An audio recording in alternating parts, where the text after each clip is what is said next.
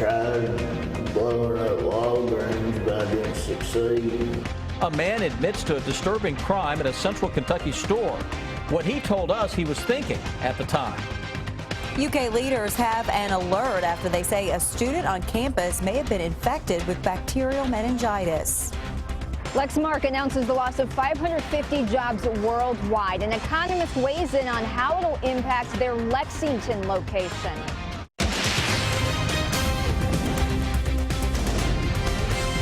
This is WKYT News at 6.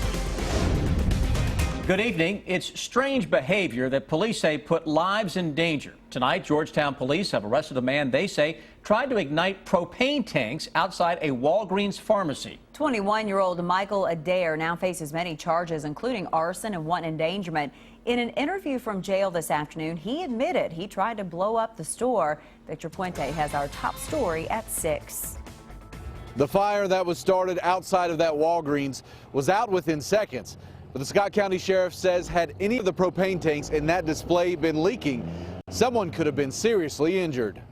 Michael Adair was very candid about what he was trying to do outside of the Walgreens on Broadway Sunday night.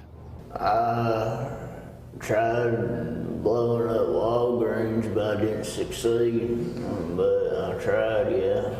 I'm not going to sit here and say that I'm innocent. Sheriff Tony Hampton says Adair told deputies he was obsessed with serial killers and fire. He said that he was trying to blow up the propane tanks due to his obsession with fire. Hampton says this surveillance video clearly shows Adair lingering outside of the pharmacy before lighting toilet paper on fire and trying to leave it burning on top of the display. Adair was arraigned this afternoon. The 21-year-old said the reason he has such violent thoughts is because of bullying he's experienced his entire life. I mean, I got bullied hard. I got thrown in the trash can. I got jumped. I got my stuff stolen, all kinds of stuff. He says he knows someone could have been seriously hurt, including himself. I ain't suicidal, dog, but if it would have happened, it would have happened. He also says he's sorry about the attempt and hopes to get counseling while he's in jail. I do want help with my thoughts, yeah, I really do. I'm not gonna lie about that. At his arraignment, Adair's attorney entered a not guilty plea to charges of wanton endangerment, arson, public intoxication, and shoplifting. In Scott County, Victor Puente, WKYT. Adair will be back in court Thursday morning for a status hearing. Hope you agree. The sunshine we saw today was nice, but a powerful storm system is about to bring some major changes to the bluegrass. Chief Meteorologist Chris Bailey is tracking the threat for heavy rain and then snow. Yeah, we've got a little of everything, guys, over the next really 24-hour period. A big temperature spike, drop, snow, rain, thunder, lightning, and high winds, courtesy of this major storm system. It is in the process right now of strengthening. It is already healthy enough, but it's going to continue to deepen as it makes its way right on top of central and eastern Kentucky late tonight and into the day tomorrow. Ahead of this, it's a major severe weather outbreak. We're talking about tornadoes for parts of the deep south. Not worried about that around here, but the heavy rain threat now beginning to increase, and we're seeing some of those heavier rains across parts of southern Kentucky. That hour-by-hour forecast bringing some showers in middle and latter part of the evening. Then look at the waves of heavy rain, some thunder and lightning coming up as we go through the overnight into early tomorrow morning. The heavy rain threat initially could lead to some local high water issues with a quick 1 to 2 inches of rain overnight into early tomorrow morning. Some thunder, some lightning, and over the next 48 hours, winds at times will crank greater than 40 miles an hour. And by the time we hit tomorrow night and Thursday, yes, some snow will fill the air and may cover the ground into parts of central and eastern Kentucky. Guys, we've got a brand new hour-by-hour forecast that is just coming in. And when I come back here in about 10 minutes from now, we're going to break down that hour-by-hour forecast and show you just how quickly the numbers change from 60 to the 30s, and it starts to snow. That's in a few minutes. Tonight, the University of Kentucky is warning students and staff about a possible case of bacterial meningitis. UK says a student could have the infection and is now being treated. Hillary Thornton tells us what's being done to help those who may have been in contact with this student. The possibility of meningitis on a college campus, certainly a health concern for students. understanding the seriousness of the illness. Had the shot before school started. While a student is in the hospital fighting what is potentially bacterial meningitis, the university is working to make sure others on campus are protected, sending an email Monday evening to all students letting them know of the situation, also noting that the confirmation of the diagnosis is still pending. Additionally, school leaders took extra measures for those they believe are at an increased risk of exposure. They sent out individual letters to students who may have been in contact. Those individually contacted also receiving a medication to help prevent transmission of the disease. While doctors here at the University of Kentucky cannot comment on this specific case because the student is not their patient, they do say the school is taking a proactive approach, which they believe is the right thing to do in these types of situations. Number one, rumors spread very quickly at this or any other school. We always find it easier and better to just be proactive, get information out there in a truthful manner, but also in such a way that it's not going to cause undue worry or panic. Doctors say those on campus who were not notified individually about being at an increased risk should feel confident that they are safe. The specific type of infection that they're worried about, meningococcal meningitis, it's a bacterial infection that's not very easy to catch. So you actually have to have quite close contact with somebody for a long period of time. In Lexington, Hillary Thornton, WKYT. UK officials say the student is not being treated at UK Hospital, but at another local hospital. And they are still waiting on results as to whether or not the illness is in fact meningitis.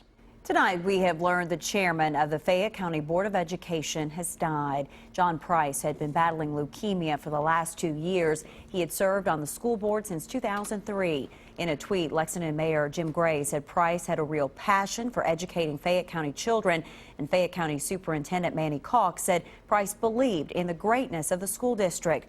Funeral arrangements are pending. The State Department of Education says the Kentucky Education Commissioner will appoint a replacement to serve the rest of Price's term on the school board. It was set to expire at the end of this year. The case against a Lexington preacher accused of raping a teenager has been sent to a grand jury. Lexington police charged Tony Sassnet with rape and sexual abuse. During a hearing today, police testified that he used his position with his church to have sex with a 16-year-old girl. Police also say her phone had sexually explicit messages from Sassnet and messages asking for nude photos. He was a preacher for the Greater Faith Apostolic Church, but church leaders say he no longer works there. Today, Lexington-based Lexmark announced it is planning to cut hundreds of jobs. Leaders of the printing and software company say it's part of an ongoing restructuring plan, but they won't say where those job cuts will be coming from. Kristen Kennedy talked to an economist about the impact this announcement could have in Lexington. When one of the largest private employers in the city announced the layoff of 550 employees worldwide, a lot of people in Lexington were left wondering how that'll affect the workers in town. It'll continue, I expect, to remain an important employer in our economy. I mean, we all know many people who work at Lexmark. University of Kentucky economist Chris Bollinger knows the layoffs will be tough on the 550 affected. The cuts are part of a restructuring plan expected to save the company $67 million this year and $100 million next year. Lexmark says the jobs will be eliminated within the next 12 months. It reached its peak some years ago, and we've seen it continue to decline, and at least in Lexington. Bollinger says about 270,000 people work in the Lexington metro. If all of Lexmark's layoffs happened at their Lexington location, it would impact less than 1% of employment in the area. We might see some shift in, say, unemployment or employment growth statistics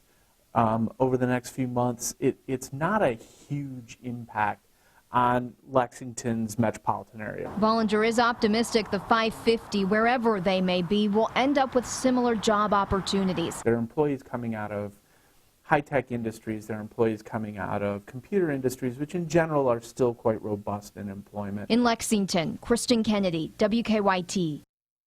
2,300 people work at Lexmark's headquarters here in Lexington.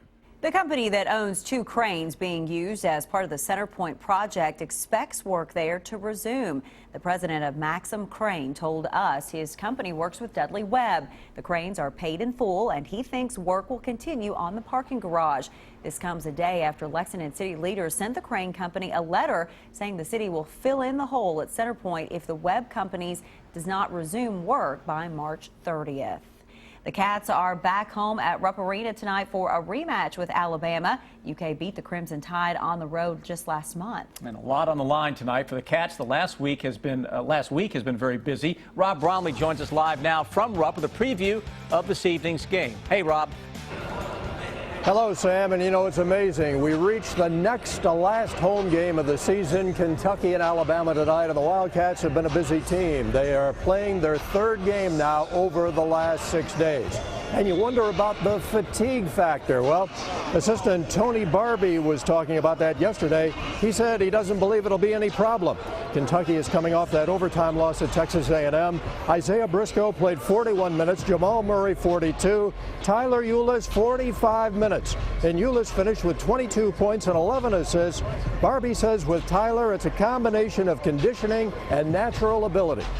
You've got some guys that you can train like an Olympic athlete, but yet their constitution or their makeup, you know, they can fatigue fairly quickly. Tyler's one of those guys that at the tip or at that 40-minute mark at the end of the game, there's no difference in his speed, athleticism, you know, his mental sharpness. It never stops. It never slows down. And he has that special makeup about him, coupled with the job that our strength coach Robert Harris does with our guys. 7 o'clock tip-off for the Tide and the Cats here tonight in Rupp Arena. Coming up shortly in sports, Isaac Humphries, the Australian, played rugby growing up. Did it toughen him up for this game of basketball? Which sport does he like better? We'll get the answer coming up shortly, but for now, that's it from here in Rupp Arena. Sam Amber, back to you. Thank you, Rob. And the Cats have dominated Alabama. The Tide has not won in Rupp Arena since 2006. A bill that would make cancer a line-of-duty death for Kentucky firefighters is moving forward. Senate Bill 195 passed the Senate Appropriations and Revenue Committee today. It heads to the Senate floor for a vote next. The bill also calls for the state to give $80,000 for families of firefighters who die of cancer. Firefighters say they have a higher cancer risk because of what they're exposed to when fighting fires. And what we're being exposed to is that our pores are opening up through our bodies, and some of these toxins are being absorbed through the skin. The bill says for families to qualify for benefits, a firefighter must have worked for 5 years in a row, must be under the age of 65 at the time of death, and could not have used tobacco for 10 years before being diagnosed with cancer. New tonight, a nonprofit group has paid for a statewide TV ad that criticizes former Governor Steve Beshear's efforts to save his health care reforms. The ad from the Kentucky Opportunity Coalition says Beshear will not stop his, quote, sad attempt to keep Obamacare. Current Governor Bevin plans to get rid of Connect, the state health insurance exchange. Beshear has started his own nonprofit group that he says would educate voters about Governor Bevin's health care policies.